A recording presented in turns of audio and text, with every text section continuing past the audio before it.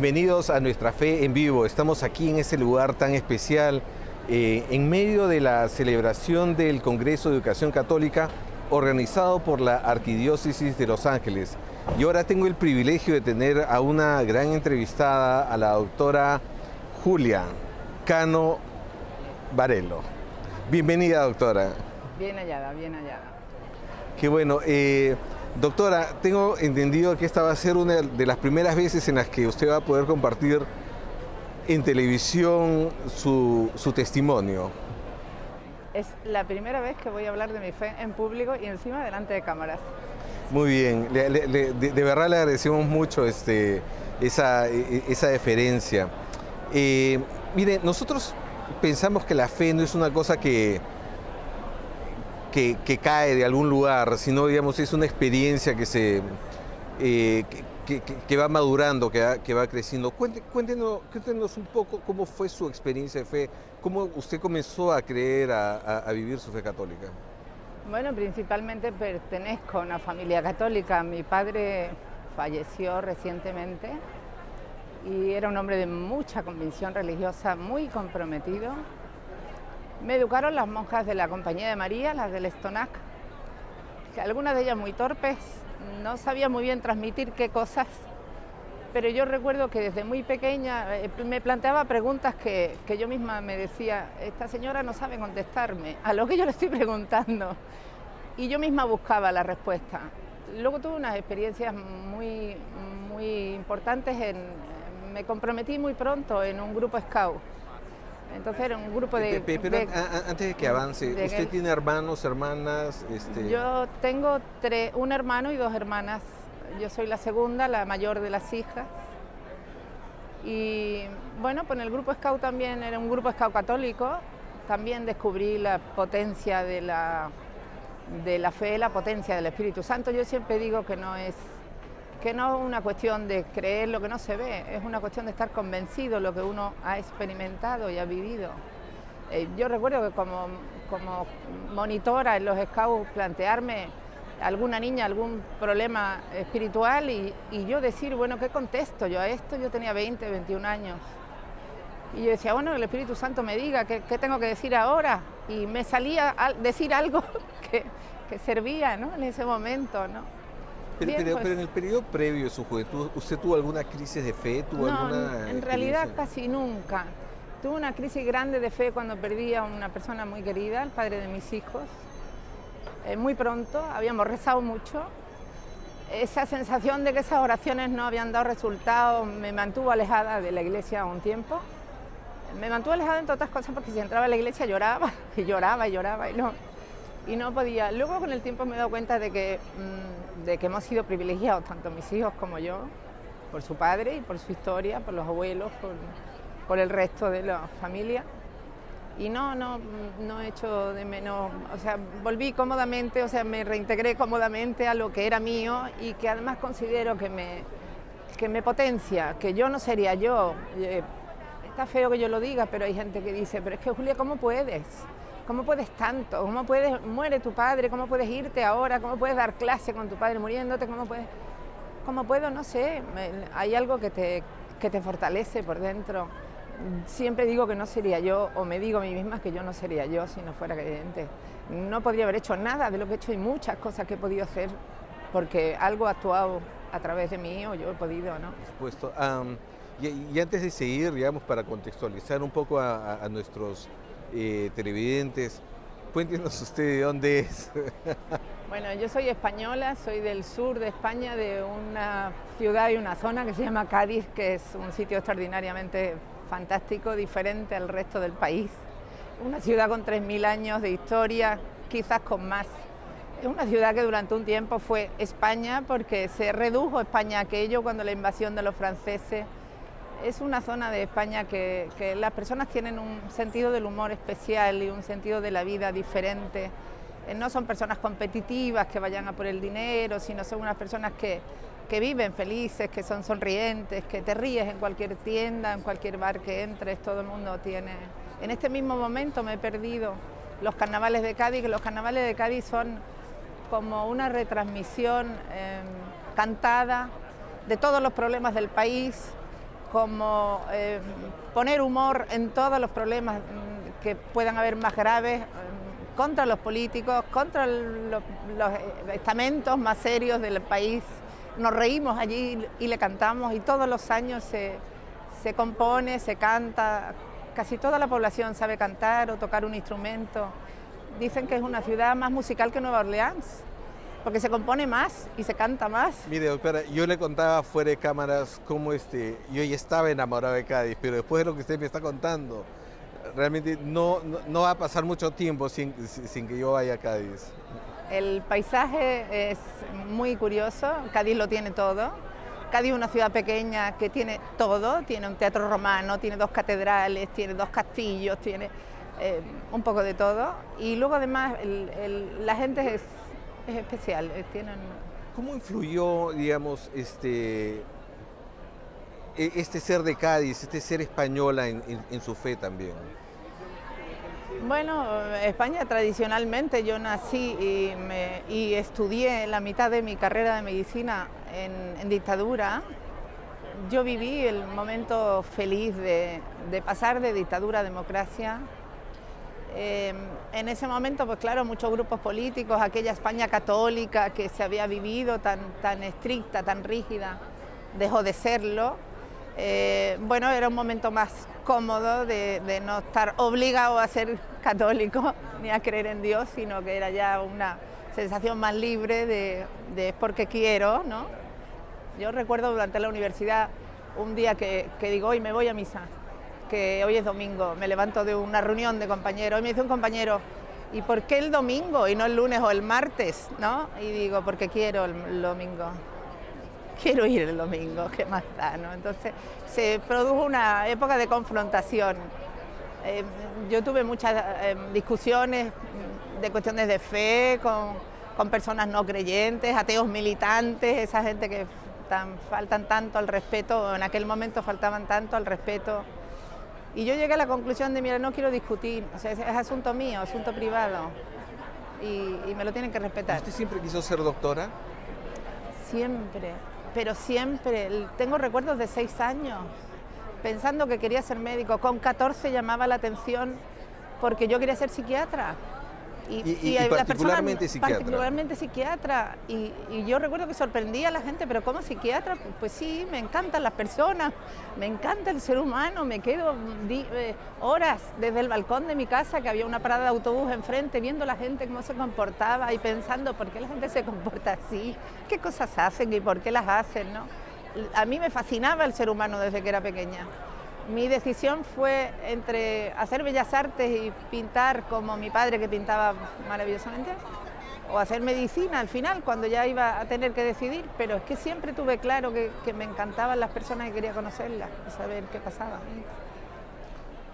Cuénteme un poco más sobre esta experiencia en la universidad, porque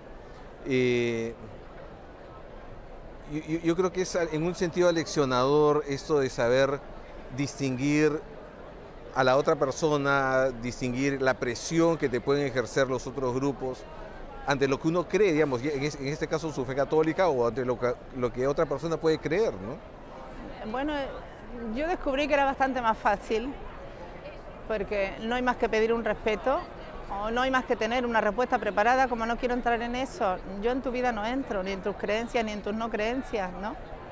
Entonces, bueno, yo creo en un Dios que es amor, y bueno, pues lamento que haya otras personas que no crean en el amor como un vehículo de todo lo que sea bueno y que el mundo necesita, ¿no?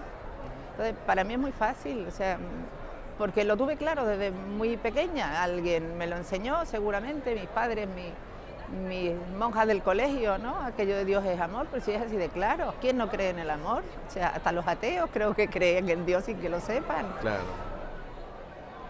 ¿Y cómo se aplica todo esto? ¿Cómo se traduce en su desempeño profesional? Mira, yo tengo un amigo sacerdote que me decía un día, Julia, ¿te sirve la fe para tu trabajo? De todos los días, digo, mira, todos los días hay pacientes que tengo claro qué es lo que hay que hacer, este día hay que hacer esto, lo otro, tomarse este tratamiento, lo que sea. Hay otros pacientes que me llevan a tener que estudiar.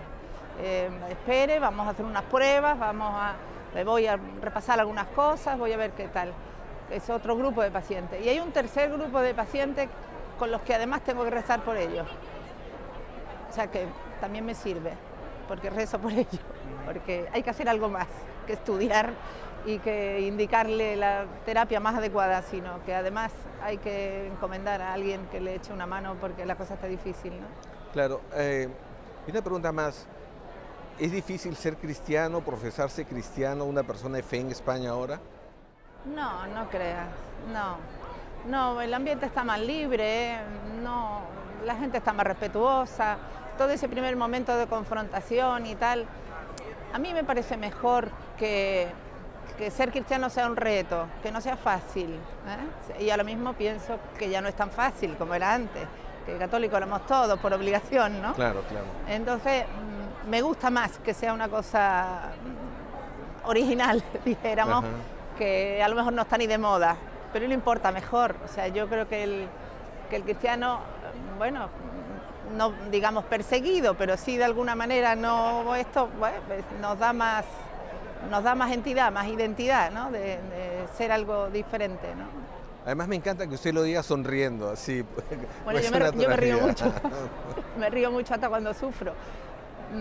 Recuerdo una vez que tenía una paciente jovencita muy enfurruñada que me dijo, yo creo que no voy a venir más a verla. Digo, ¿por qué? Dice, porque usted se ríe mucho. Digo, pues si no te gusta que me ría mucho, no vengas más, porque yo procuro reírme de todo. Eso es un poco el estilo de ser de la gente de mi zona, de Cádiz, la gente de ¿no? Cádiz. La gente Sí. de Cádiz se ríe de sus propias desgracias. Hay gente que te cuenta problemas enormes y te tienes que reír con ellos de cómo te lo están contando y ellos mismos se están riendo de cómo lo están describiendo. Creo que el sentido del humor es una herramienta fantástica para la salud mental y he comentado con muchos compañeros míos lo que nos gana, lo que nos sirve a los psiquiatras que tenemos sentido del humor, que por allí abajo, por abajo de España, digamos, por mi zona, es bastante frecuente el sentido del humor habitualmente rápido e ingenioso y sin tener mucho que pensar, nos reímos de todo rápido, ¿no? Y el sentido del humor, yo creo que los psiquiatras que lo usamos o que lo llevamos, por lo que sea, nos gana. Claro, es que ¿no? la risa también tiene esa potencia Es de terapéutico. mover todos estos músculos de la cara, además que nos distienden y que nos... Sí, los y que psicólogos nos ahora liberan, dicen ¿no? que si tú sonríes, aunque no tengas ganas, pero si expresas la sonrisa, eso entra para adentro. En la experiencia que tengo reciente, que ha sido una larga agonía y enfermedad de mi padre, al que adorábamos, mi padre vivía y vive mi madre todavía en una casa muy grande, con un pasillo muy grande, es una casa patrimonio, donde se alojó el mando inglés cuando el asedio de los franceses y luego compraron mis tatarabuelos o bisabuelos y allí viven mis padres todavía. Bueno, pues ese pasillo largo, entre la habitación donde estaban mis padres y el cuarto de baño, yo le decía a mis hermanas, cuando vayáis por el pasillo sonreír, porque así eliminábamos la tensión de verlo a él muriéndose, tenerlo que cuidar. Y si teníamos que ir a la cocina, al cuarto de baño que estaba atrás de todo ese pasillo, y decía relajar la cara y sonreír ese pasillo, aunque sea una mueca, pero poner esa mueca, que por lo menos eso te hace. Y hace, claro que hace. Y luego en cualquier momento, aunque sea dramático, se puede uno reír de cualquier cosa sin faltarle respeto a nadie, sino Claro, simplemente porque se le puede encontrar el punto divertido a cualquier situación. ¿Cómo definiría usted esa pasión que usted tenía por el hombre, por la persona y que la lleve a estudiar la psiquiatría? Bueno, yo le digo a mis alumnos que no pierdan nunca la curiosidad, porque es la curiosidad la que mueve a los científicos, es la curiosidad la que nos lleva a saber.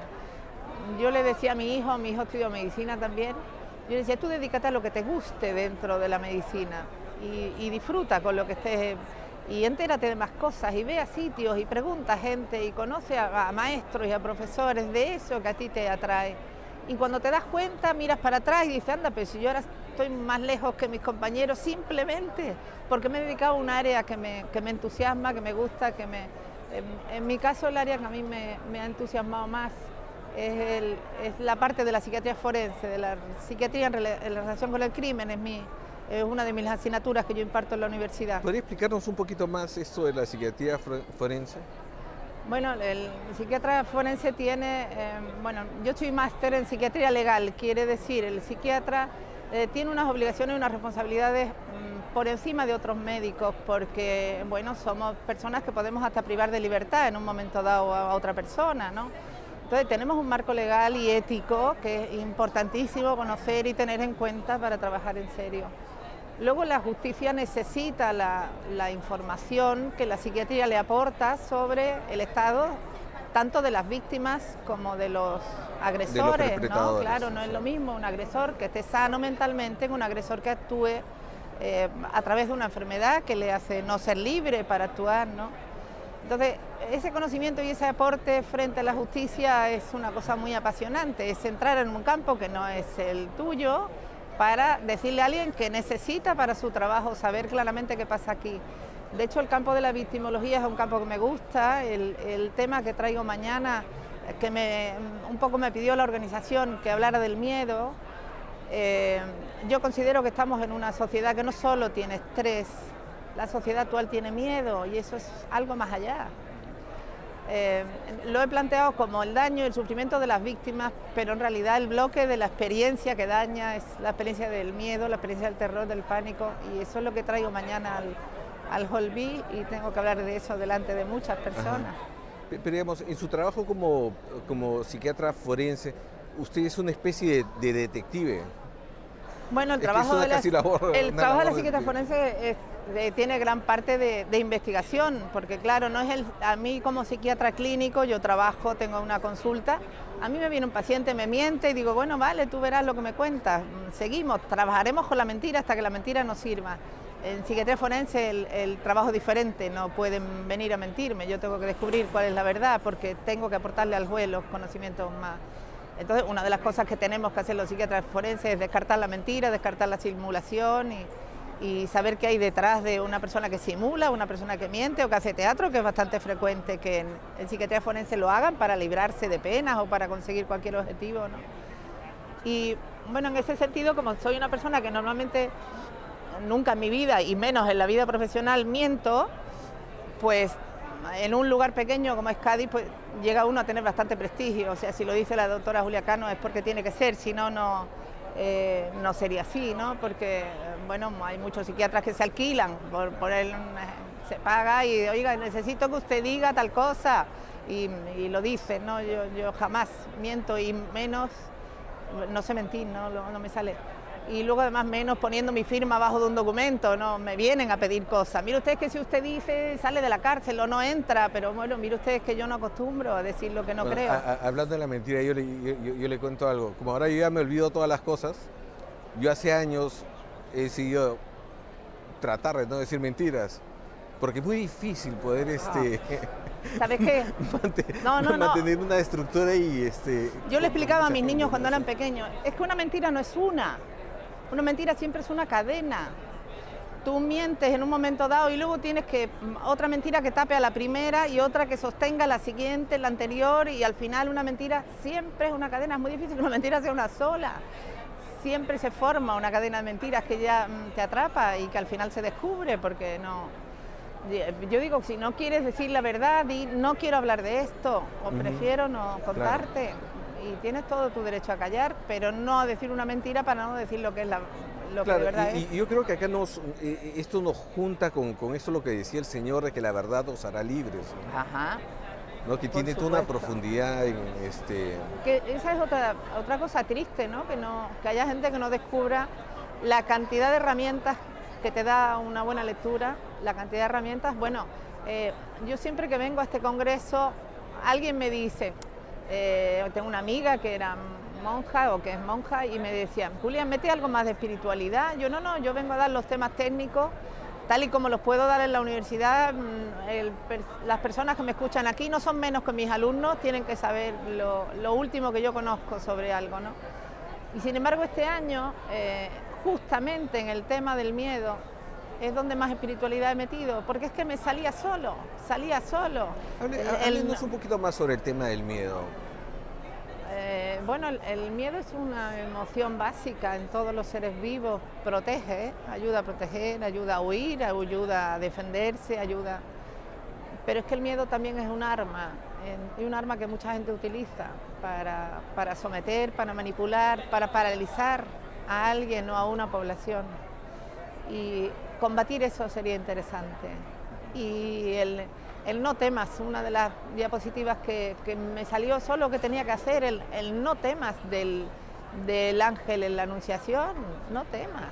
Mira que le va a dar una noticia extraña a la Virgen María, y le dice, no temas, ese no temas, es grandioso, ¿no? O sea, ¿a quién temeré? Que dicen los salmos, ¿no? ¿A quién temeré si Dios está conmigo? Entonces, superar el miedo, conseguir que no nos paralice, tenerlo, si lo vamos a tener, si no... y luego el miedo que daña realmente, el terror que mucha gente han pasado y que les hace ser distintos a partir de ese momento, vivir envenenados por el odio, por la necesidad, la exigencia de compasión, de que los demás me tengan compasión porque soy una víctima. La victimología es una ciencia para mí apasionante. Victimología. Dentro de la criminología actual va por la víctima, va por saber qué le pasa a la víctima, cómo se le puede reparar, cómo puede llegar a un acuerdo, una mediación con el agresor, cómo se puede... y la víctima es un personaje curioso dentro del mundo del crimen o dentro de la ciudadanía en general, ¿no? Porque quien fue víctima queda diferente, queda envenenado, el mundo ya no lo ve igual. Hay que trabajar con ellos también para que abandonen ese papel. La víctima que superó, la víctima que perdonó, la víctima que se enriqueció con lo que vivió, suelen ser unas personas profundas y enormemente humanas que tienen mucho que transmitir, ¿no? Traigo algún ejemplo de ello en la conferencia, de víctimas que dicen, yo soy feliz porque perdoné a quien me hizo esto, ¿no? Y quien me hizo esto fue poner una bomba y perder yo las 2 piernas con 12 años, ¿no? Hay una persona muy interesante en España que se llama Irene Villa, era una nena cuando un atentado terrorista le hizo perder las 2 piernas y parte de una mano, y hoy en día es madre de familia, tiene 2 carreras, es campeona paralímpica de esquí, en fin, es una mujer que todo lo que transmite es amor y superación, ¿no? Quería retomar un poco el tema del miedo desde la perspectiva esa. Yo recuerdo las primeras palabras que dice Juan Pablo II cuando es elegido. Digo, fue el primer discurso de Juan Pablo II, ¿no? Era, no tengáis miedo, ¿no? Abrir las estructuras de la sociedad, abrir las puertas de vuestro corazón, ¿no? Y que además es una frase muy bonita porque después fue enriquecida por el Papa Benedicto cuando él dice, no tengáis miedo a abrir las puertas del corazón a Cristo. Él no te quita nada, Él te lo da todo, ¿no? Sí. No, lo del miedo me encantó que me lo pidieran, no era un tema que yo tuviese preparado. Era un tema para mí nuevo en el sentido de tener que explicarlo, pero entiendo que es un tema muy clave, es un tema clave, porque lo vamos a tener, pero hay que asumirlo. ¿Qué nos puede pasar? Sí, claro, es una situación natural para todos nosotros, ¿no? Claro. Entonces, si le hago mucho caso al miedo, me quedo paralizado, me quedo paralítico, no soy capaz, veo la realidad amenazante, no, tiro, lo asumo, ¿cómo lo supero? ¿Cómo lo llevo? ¿En dónde? ¿En qué me puedo apoyar para no tenerlo? En un momento dado en una oración, en un momento dado en otras personas, en un momento dado en una reflexión de que, bueno, si esto ha pasado, pues ha pasado, tengo que tirar con esto, ¿no? Bueno, si me sigues preguntando sobre el miedo, te doy la conferencia entera de mañana. A ver, y así la repaso. ¿Usted suele tener miedo cuando da las conferencias? Bueno, yo sigo poniéndome nerviosa, creo que eso es bueno, ¿no? Porque es señal de que te lo tomas en serio, esto no es talmente miedo, es un poco la responsabilidad de hacerlo bien, de hablar despacio, como ves yo hablo muy deprisa, que es una de las características de mi zona donde vivo, de mi población. Entonces tengo que hacer un esfuerzo por hablar despacio, por transmitir bien, por encontrar la palabra adecuada. Y bueno, siempre hay un poco de tensión. Ciertamente no esperaba, ha sido un fallo de mi propia organización, porque he estado de exámenes, tenía que evaluar alumnos, poner actas, el día antes de venir estaba poniendo actas con la maleta sin hacer. Y ya cuando llego aquí me sereno y veo, bueno, ¿dónde tengo que hablar? Entonces me di cuenta que una de mis conferencias en el Hall B y que tengo 3.500 personas o que puedo tener 3.500 personas delante. Y entonces ahí sí me entró un poco de ay, pero bueno, vámonos, ¿qué vamos a hacerle? Lo tenía que haber visto antes, pero bien, no lo vi. Bueno, a lo mejor fue bueno no verlo antes porque he venido más tranquila, ¿no? Claro. Pero bien, yo creo que lo que tengo que contar es útil, por lo menos me lo planteo así, que sirva. La experiencia que yo tengo es que la gente dice, Julia, es que me has explicado lo que yo estoy viendo, que no entendía, ¿no? Eso me lo han dicho policías, eso me lo han dicho maltratadas, eso me lo han dicho maltratadores, eso me lo han dicho adolescentes víctimas de cosas. Me han dicho, Julia, es que has explicado lo que yo vivo, lo que yo he vivido, le has dado explicación. Me decía una vez un policía, es que nos has dado explicación a lo que vivimos en la calle que no entendemos. Ahora, doctora, ¿cómo hace usted para procesar, digamos, esa información o esos casos con los que usted maneja? Porque hay situaciones que deben ser muy, muy, muy duras, o sea, digamos, es casi un sacerdocio. Sí, es casi, en algunos aspectos sí.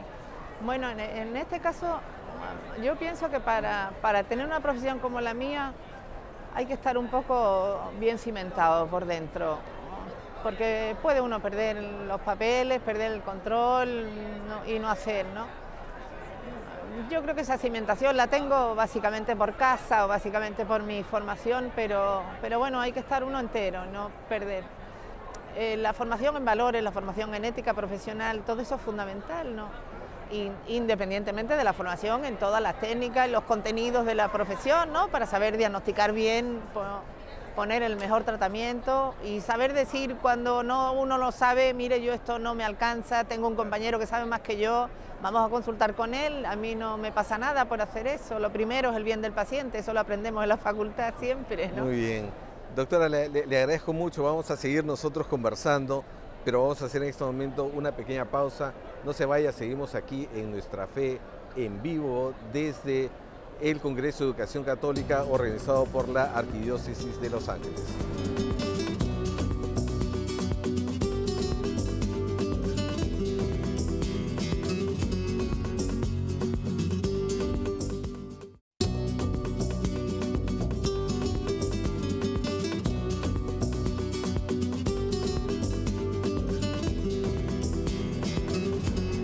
Bienvenidos a Nuestra Fe en vivo. Estamos aquí en el Congreso de Educación Católica organizado por la Arquidiócesis de Los Ángeles. Yo estoy, la verdad que deleitado, feliz de estar con mi invitada, con la doctora Julia, española de Cádiz, que nos está hablando sobre su testimonio de fe, su experiencia como psiquiatra forense. Estamos aprendiendo muchísimas cosas. Muchas gracias por seguir con nosotros. Gracias a vosotros, me permitís poder contar cosas que normalmente no cuento, que son mías personales, muy íntimas, ¿no? Sí, quería retomar la última pregunta con la que habíamos terminado el bloque anterior. Esta actitud que tienes que tener para poder procesar, digamos, todas esas experiencias, todas esas historias que tú escuchas, ¿no? Bueno, yo creo que en las facultades de medicina normalmente recibimos una buena formación en cuanto a enfrentarnos al ser humano que sufre, al ser humano que muere, las cuestiones éticas, de secreto profesional, de respeto, etcétera. Yo creo que eso lo recibimos en las facultades desde primero porque nuestros maestros así nos lo transmiten. Y eso es fundamental. Luego, para moverte con personas, no puedes andar manipulando ni haciendo cosas que otros profesionales sin esa formación pueden llegar a hacer, ¿no? Y luego lo fundamental es la vocación de ayuda, yo estoy aquí para servirle para algo y si le sirvo para algo, pues mejor, y si no, pues mala suerte, pero ¿en qué necesita que le ayude? ¿Qué es lo que quiere? De hecho, normalmente en psiquiatría tenemos muy claro qué es lo que la gente pide. La gente viene y dice, mire usted, yo creo que usted me ayuda en esto, y tú en la exploración dice, oiga, tiene usted aquí otro problema, dice, no, pero ahí no entre. Bueno, pues ahí no entro hasta que usted me diga, ¿no? O sea que no voy a violentar su libertad o su decisión, y luego ese problema saldrá más tarde o más temprano. Entonces hay un respeto, hay un tiempo, hay una autonomía que tiene el paciente y una libertad que hay que respetársela, y que uno lo más que puede hacer en muchas ocasiones es acompañarlo, intentar aliviar en lo posible. Yo Doctora, no sé. Ahora, hay una situación que a mí me queda clara, digamos. Usted tiene que lidiar con la realidad del dolor, la realidad del mal en el mundo.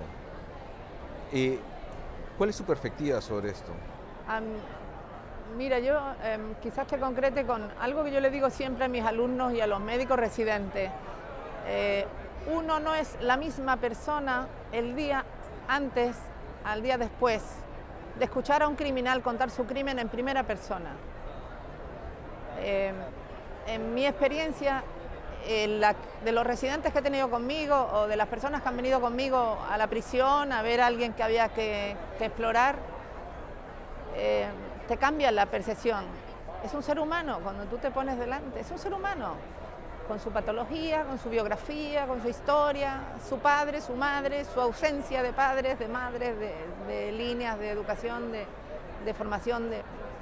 Entonces cuando te das cuenta que tienes delante un ser humano o muy enfermo o con una trayectoria vital que nadie le dio, algo que hubiera sido fundamental para no estar donde está, y que además es un ser humano que en la mayor parte de los casos después del crimen, cualquier ser humano se plantea ¿qué he hecho? ¿Por qué he llegado hasta aquí? ¿Cómo ha sido posible? Ese momento es un momento riquísimo para la persona y es fascinante, o sea, encontrar que detrás de una atrocidad hay un ser humano que tuvo un padre, una madre, una historia, una biografía, unas experiencias, unas drogas, una mala trayectoria que podía haber ido por otro sitio.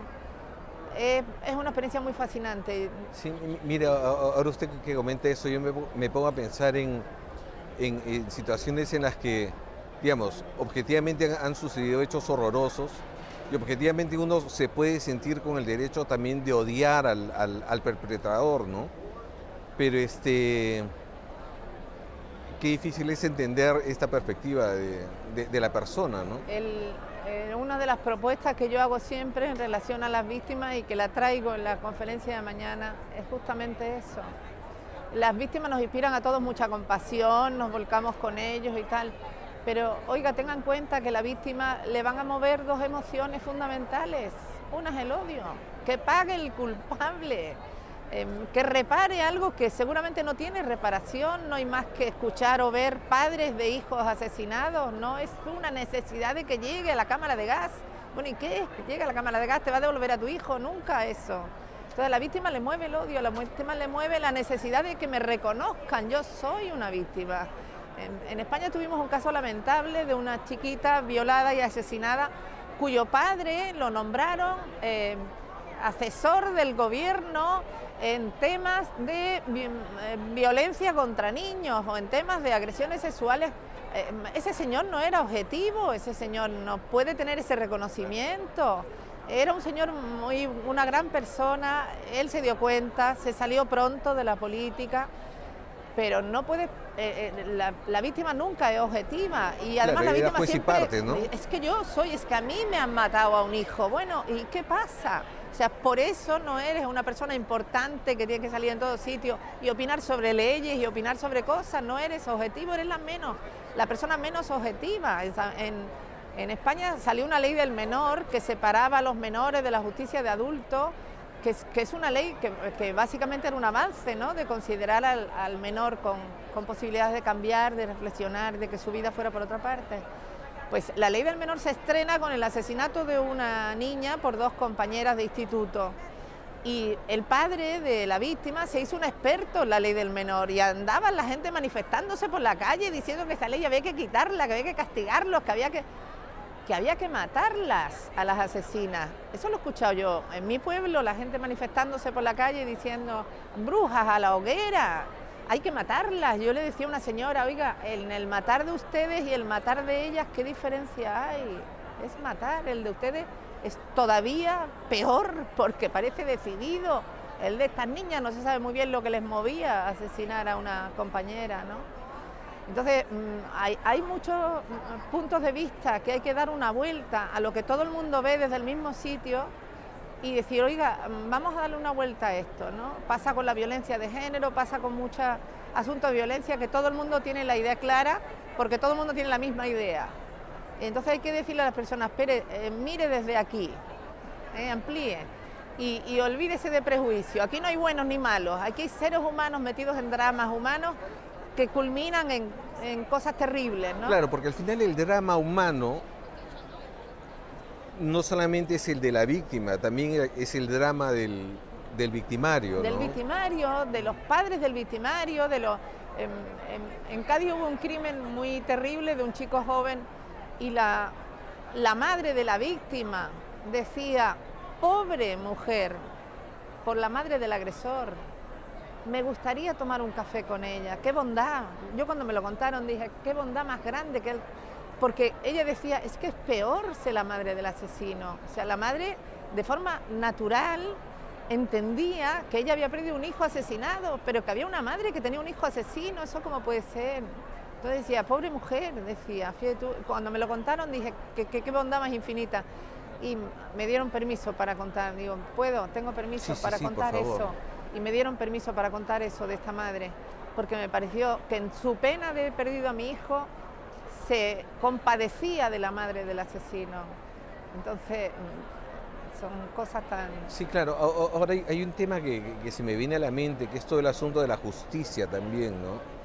Pero además esta justicia que a veces es nuestra justicia humana, que es tan limitada con la justicia divina y que al mismo tiempo nos plantea el tema de la misericordia, ¿no?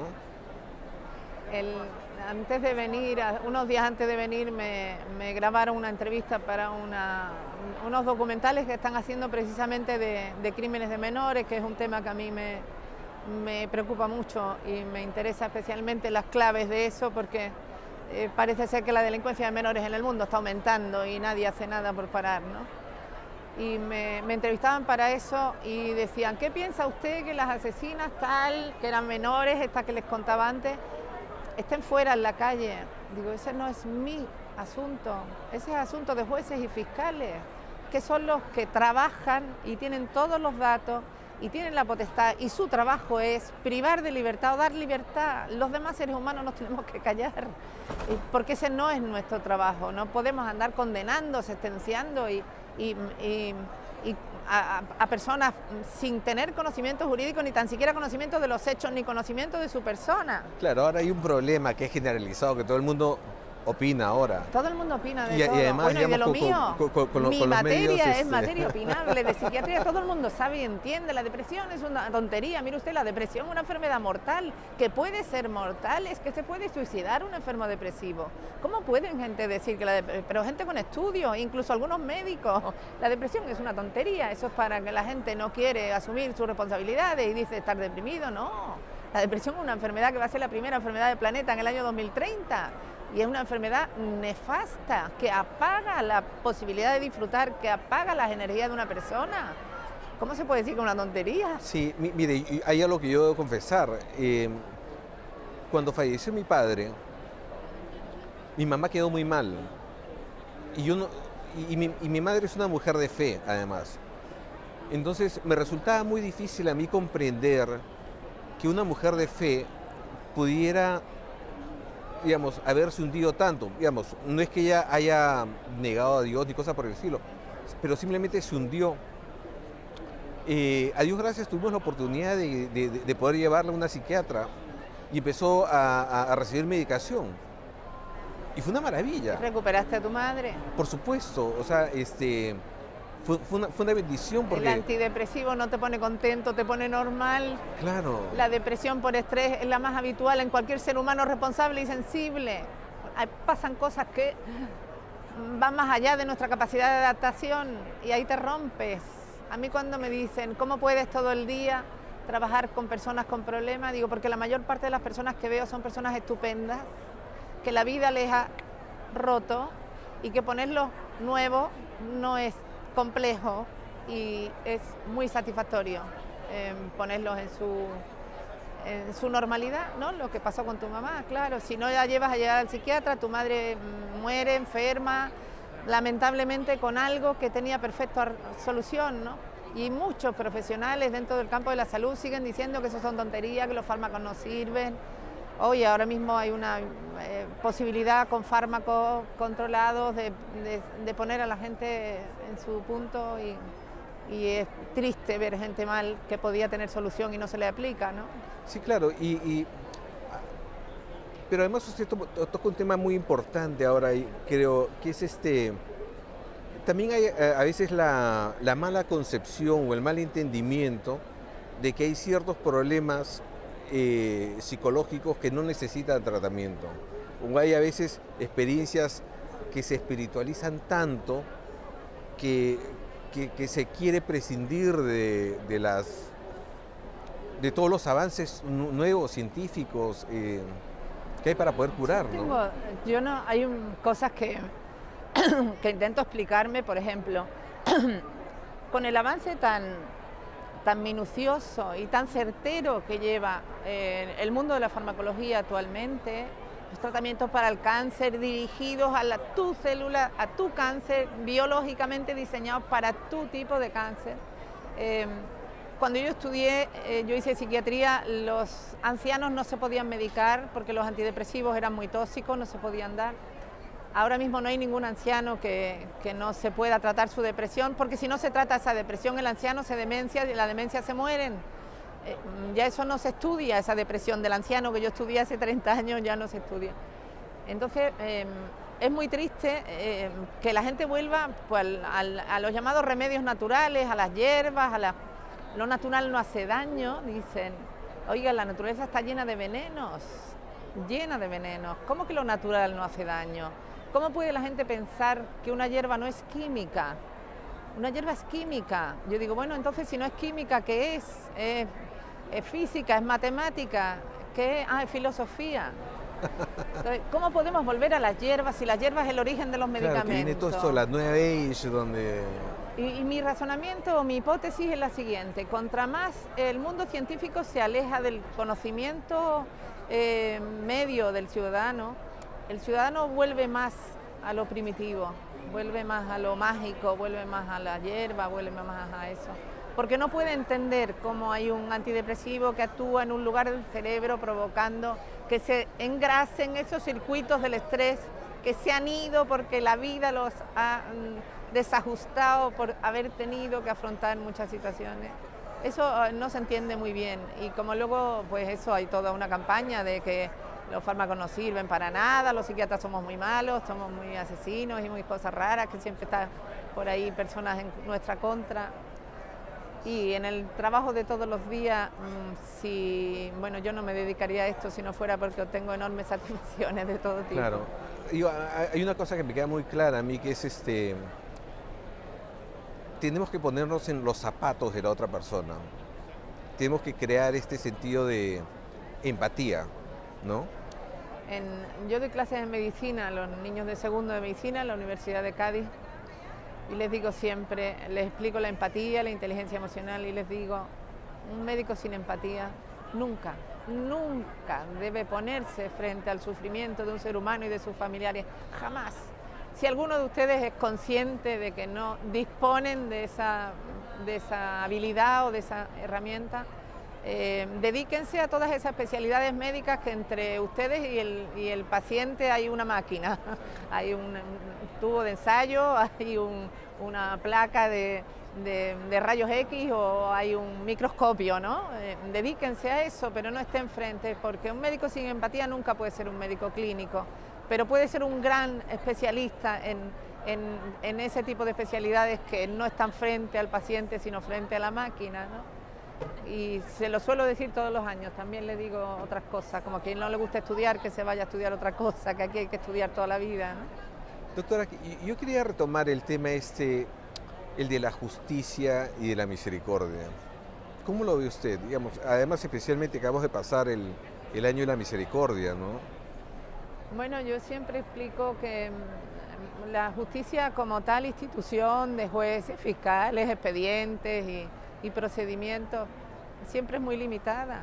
O sea, nadie piense que llevando un asunto a la justicia va a quedar en una total satisfacción. Nunca actúa en una total satisfacción de nadie porque es limitada la justicia humana. Lo que se puede probar y lo que no se ha podido probar. Para mí fue muy ilustrativo en uno de los primeros cursos que yo hice de criminología hace años, una jueza joven que empezaba a trabajar y me decía, Julia, he tenido que dejar libre a un tipo que yo estaba convencida, además la actitud de él prepotente, estaba convencida de que había tirado a su mujer por la ventana, pero no lo pude probar. La policía no pudo probarlo, no había pruebas y tuve que dejar que se fuera. Ese fue el día que yo dije, no envidio a los jueces, admiro su trabajo, pero no lo envidio. Es muy duro decir, no me han podido probar que eres culpable, sé que lo eres, íntimamente estoy convencido de que lo eres y además tu actitud lo demuestra, porque en ese caso ya lo explicaba así, y tengo que dejar que te vaya, porque si no hay pruebas no puedo condenar. Entonces la justicia humana es muy limitada. En España hay un juez de divorcios de lo civil que después de ver muchos procedimientos hace un decálogo del buen divorcio, que yo lo tengo impreso en la consulta y se lo doy a muchas personas que se están divorciando. Es fantástico, un juez que se llama José Luis Utrera. Decálogo del buen divorcio, y lo primero que dice es: no piensen ustedes que la justicia va a resolver sus problemas de matrimonio ni sus problemas de pareja, o sea, no lo va a resolver, ¿no? Y da una serie de recomendaciones hacia los niños impresionantes, y es un juez que está harto de ver problemas humanos que llegan allí queriendo que todo se resuelva allí, y allí se resuelve todo para descontento de todos, ¿no? Entonces, por otro lado, lo otro que me decías, pues pienso que Dios está arriba. No sé si sonará un poco raro, pero lo que te decía antes, y te uno con lo que te decía antes del sentido del humor que tienen en Cádiz la gente. Una mujer inculta, pero con esa sabiduría y esa ironía rápida que tienen allí en Cádiz, decía un día que arriba no hay una vaca. Yo me quedé así, digo, ¿qué dice esta señora? Era una forma de decir que Dios está arriba, y más tarde o más temprano todos tendrán cada uno lo que le corresponde. Y entonces dijo de pronto que arriba no hay una vaca, como diciendo que Dios está arriba, pero fue una forma de decir lo que dije yo, ¿qué está diciendo esta mujer? Que lo que hay arriba es importante, me está diciendo, o sea, que arriba no hay una cosa cualquiera, no hay un animal cualquiera, que Dios está arriba y le dará a cada uno lo que corresponde. Y es una forma de decir, bueno, ya tendrán lo que se merecen. O sea, vivir esa misericordia es decir, bueno, Dios sabrá lo que hace. No tengo yo que ser quien lleve la venganza, quien lleve la justicia, quien castigue. Y como además es verdad, porque todos los que tenemos ya unos años tenemos esa experiencia de que más tarde o más temprano Dios pone a todo el mundo en su sitio, y las cosas en su sitio, y no pasó nada. Sí. Yo digo siempre que lo que más me ha tranquilizado de mi vida profesional es que yo al principio de trabajar sufría estos niños de esta enferma que está tan mal, este hombre que quiere suicidarse, que viene a urgencias, que la policía me dice, mire usted que había unos chiquillos allí durmiendo, lo hemos traído, que estaba esta nena allí, que no la hemos traído porque estaba allí con su madre loca, con su padre loco, tal. Y yo pensaba, ay Dios mío, estos chiquillos, ¿qué va a ser de ellos cuando sean mayores?